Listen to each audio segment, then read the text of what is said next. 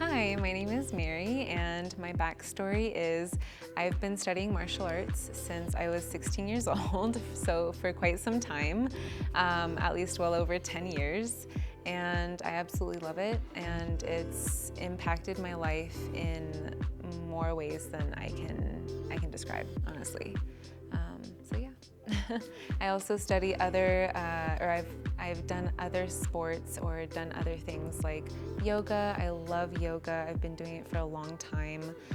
Again, my yoga is tied into martial arts. I stretch and I do yoga to better myself in martial arts and to make sure that my kicks are better, higher, and even stronger. Just like my technique is stronger because of yoga.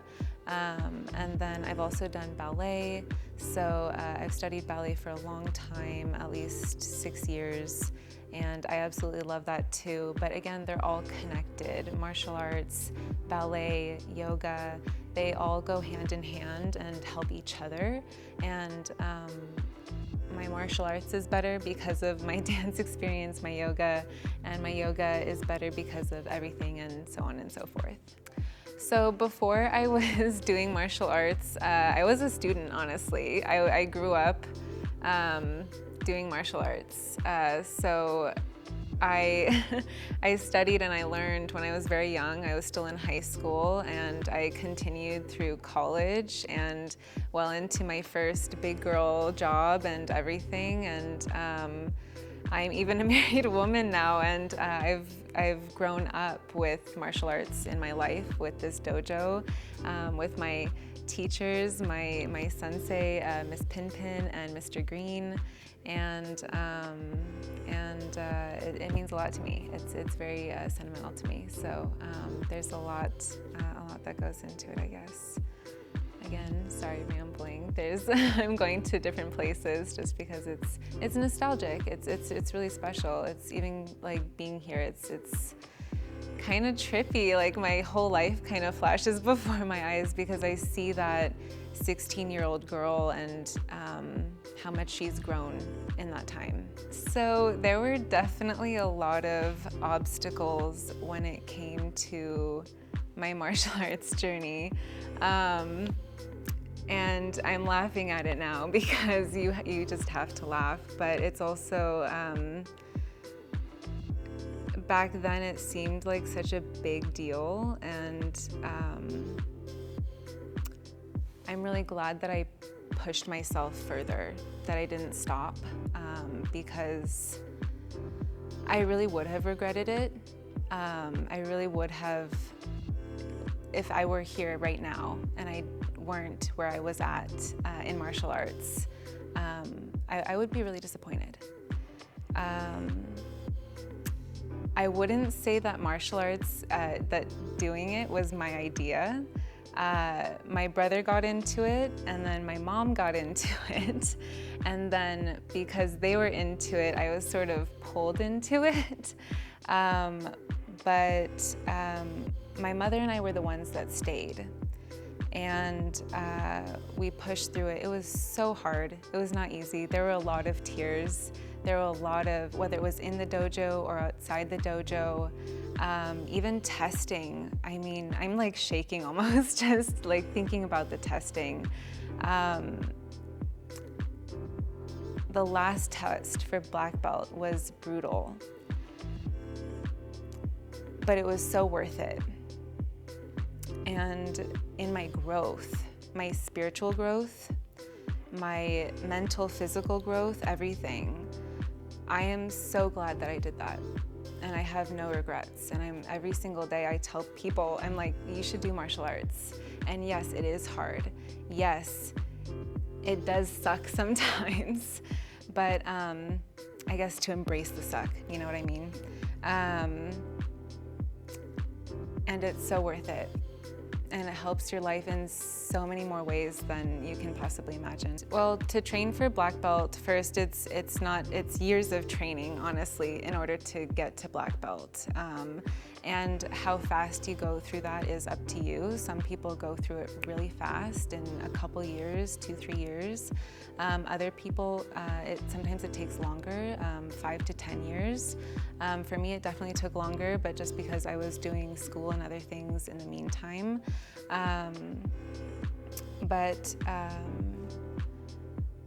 It's a lot of not just commitment coming into the dojo, coming to the classes. I was coming in on Saturday morning for 2 classes back to back for over 10 years. It's hard. It's hard. You know, you want to go see your friends. You want to go out to those events. You want to do those things. Sorry, I have karate. And over time, you know, your friends and family are kind of like, oh, you have karate again. But once you get that black belt and you're like, yeah, I have my black belt. And they're like, oh my gosh, that is so crazy. Like, look how far you've come. And it's again, it's worth it. It's very powerful. And then other things, again, it's not just coming into the dojo, being consistent with your classes, but being consistent outside the dojo, going to the gym, training, again, doing other things like yoga, dance, just your own stuff, your own training, and being consistent with yourself. Going home and going over what you learned in class again and again, making sure you know it, and testing and doing well on your tests, and making it through the ranks, and again, eventually getting to black belt. And once you get to black belt, it's you have everything that you need. You have all of those resources. So you are a black belt. It's just a matter of taking that test and doing it, getting through it, and the test is very hard. The test is an obstacle in and of itself. They make it really, really difficult. And again, there's people that don't make it through. There's people that are crying in the middle of it. But you do it, you get that belt, and again, there are no words to describe it. The one and probably most crucial takeaway that martial arts has specifically given me is warrior spirit. And every time I'm going through a difficult time, I'm struggling, whether it's in martial arts or yoga, ballet, or just an area of my life, you know, just stuff going on with people, family, hardships, what have you. Warrior spirit has pushed me through.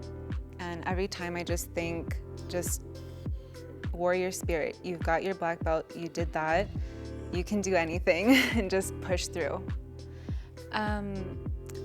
For those of you that are struggling with either starting your fitness journey or wanting to do martial arts but not getting your foot in the dojo, or taking your first class, I would just say to take baby steps. And I get it. I mean, who doesn't? Like, who doesn't? It's scary. It is intimidating. It's daunting. And even when you do start, it is hard at first. It is difficult. But over time, you take those baby steps and you gain more knowledge and experience and confidence along the way. And just keep on going, you know?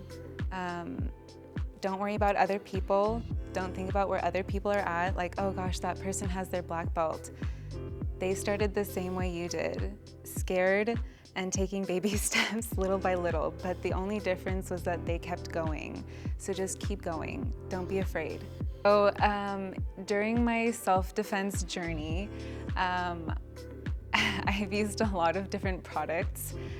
Just again, for my own self-defense, to take care of myself, protect myself. I take BART, the train, what have you. I'm in the city a lot, San Francisco, so it's scary and can be really dangerous.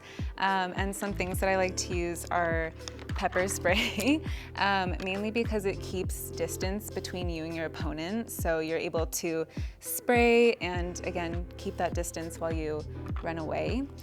So that can be really effective. And then I also love this Kubaton keychain, which is really great for striking soft targets like the throat, the eyes, what have you. Again, just to strike your opponent so you can quickly get away. This is not in the hopes to kill or severely harm your opponent, but at least distract them enough so that you're able to escape. I just wanted to give a really special thanks to my teachers, Miss Regina Pinpin, Mr. Gabriel Green, and everyone else at United Studios of Self-Defense for their love and support during my self-defense journey.